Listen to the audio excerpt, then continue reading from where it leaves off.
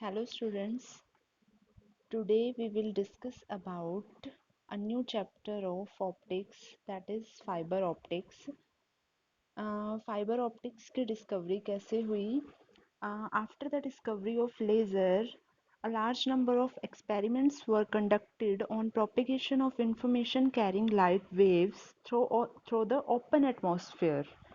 जो information light waves को carry करती है उसको प्रोपेगेट करवाने के लिए ओपन एटमॉस्फेयर से बहुत सारे एक्सपेरिमेंट हुए बट हुआ क्या क्योंकि ओपन एटमॉस्फेयर में हम इंफॉर्मेशन को ट्रांसफ़र कर रहे थे तो वेदर प्रॉब्लम्स की वजह से रेन की वजह से या फॉग की वजह से वो इंफॉर्मेशन एग्जैक्ट जो हम पहुंचाना चाहते थे डिस्टेंट प्लेस पे वो नहीं पहुंच पाई. So it was not possible to recover the exact information at a distant place.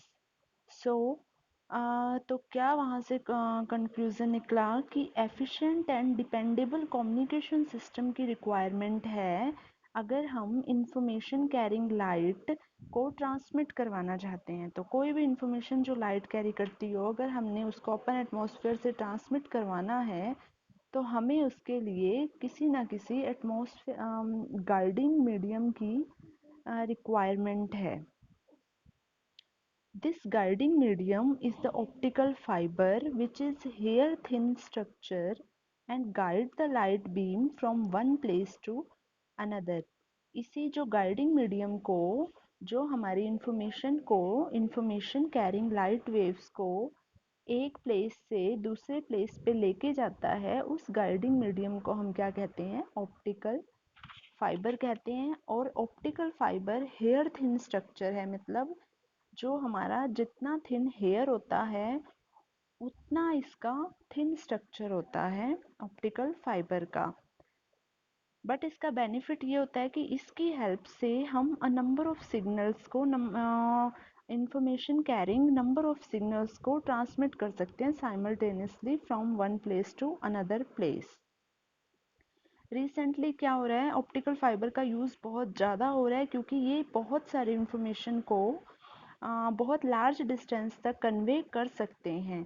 तो लोग क्या कर रहे हैं स्विच कर रहे हैं कॉपर केबल्स को फाइबर ऑप्टिक्स से क्योंकि जो फाइबर ऑप्टिक्स का कॉस्ट है वो भी डाउन है कॉपर केबल्स से और ये इंफॉर्मेशन भी ज़्यादा कैरी करते हैं और उसको ट्रांसमिट करते हैं. ऑप्टिकल फाइबर के और भी यूज़ हैं जैसे मेडिकल डायग्नोस्टिक में sensors for detecting electrical mechanical and thermal energies. तो इस पूरे चैप्टर में हम फाइबर ऑप्टिक्स के बारे में स्टडी करेंगे. ये है क्या, इसका स्ट्रक्चर क्या है और इसके यूजेस क्या हैं, एप्लीकेशंस क्या हैं. यू करते क्या हैं हम, जो हमारी इंफॉर्मेशन है जो लाइट को कैरी करती है उसको एक प्लेस से दूसरे प्लेस में ओपन एटमॉस्फेयर से ट्रांसमिट करने के लिए हम जिस गाइडिंग मीडियम का यूज़ करते हैं उसको हम ऑप्टिकल फाइबर कहते हैं. So optical fibre is a thin 2 to 125 micrometre इतना थिन होता है flexible medium capable of transmitting an optical ray. Various glasses and plastic can be used to make optical fiber. ये किस काम आते हैं, एक ऑप्टिकल रे को ट्रांसमिट करने के काम आते हैं. और ऑप्टिकल फाइबर्स को अगर हम बनाना चाहें तो किससे बना सकते हैं, ग्लासेस से एंड प्लास्टिक से. इसकी कंस्ट्रक्शन में क्या है, an optical fiber consists of mainly three parts: central core, cladding and plastic jacket. ये इसका डायग्राम है, फिगर है जिसमें इन तीनों पार्ट्स को शो किया हुआ है. Central core, the inner most core, ये जो ग्लास कोर स्टार्टिंग में दिखा रखी है, the inner most core of optical fibre is called central core. It is thin of diameter 2 to 120 micrometer and fine quality quartz और glass fiber. ये जो starting में है ये कोर है. क्लैडिंग, द सेंट्रल कोर, अब ये जो कोर है ये कोटेड है with thin layer of material. इसके ऊपर इसकी कोटिंग है, ये जो इसके ऊपर क्लैडिंग दिखा रखी है इसकी कोटिंग है which is optically rarer than the material of the fiber called cladding. ये जो ग्लास कोर है इसका रिफ्रैक्टिव इंडेक्स 1.52 दिखा रखा है, और जो ग्लास कोर के ऊपर एक कोटिंग है उसका रिफ्रैक्टिव इंडेक्स वो इससे रेयरर है, उसका रिफ्रैक्टिव इंडेक्स इससे थोड़ा कम है। कितना है? 1.48 है। The value of refractive index of the core and cladding material may be of the order of 1.52 and 1.48 respectively, and the thickness of the cladding material is about 300 micrometer. Thickness core से थोड़ी ज़्यादा होगी, but refractive index इसका क्या होता है, cladding का कम होता है कोर के comparatively. Next is plastic jacket. The glass core and the cladding are enclosed in a protective jacket made of plastic. ये जो दोनों हैं, ग्लास कोर और क्लैडिंग, ये एक प्रोटेक्टिव प्लास्टिक जैकेट से प्रोटेक्टेड हैं सेफ्टी के लिए और ऑप्टिकल फाइबर की स्ट्रेंथ के लिए। वर्किंग क्या है? The glass fibre consists of cylindrical central core and cladded of a material of slightly lower refractive index. The purpose of cladding is to make the light to be confined to the core. Light rays impinging on the core cladding interface at an angle greater than the critical angle are reflected back into the core due to total internal reflection.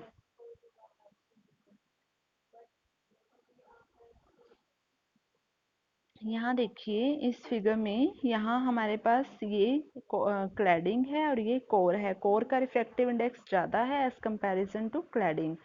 तो होता क्या है, यहाँ पर total internal reflection का phenomena होता है, जिसकी वजह से जो हमारी इंफॉर्मेशन है इसी मीडियम के अंदर रहती है, बाहर नहीं जाती।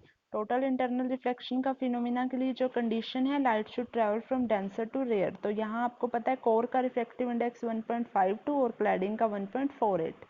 तो core is denser then cladding, तो लाइट रे कहाँ जा रही है? डेंसर से रेयर में जा रही है। अब जो एंगल ऑफ इंसिडेंस है वो हम ध्यान रखेंगे कि जो एंगल है वो क्रिटिकल एंगल के बराबर हो। The angle of incidence should be greater than the critical angle.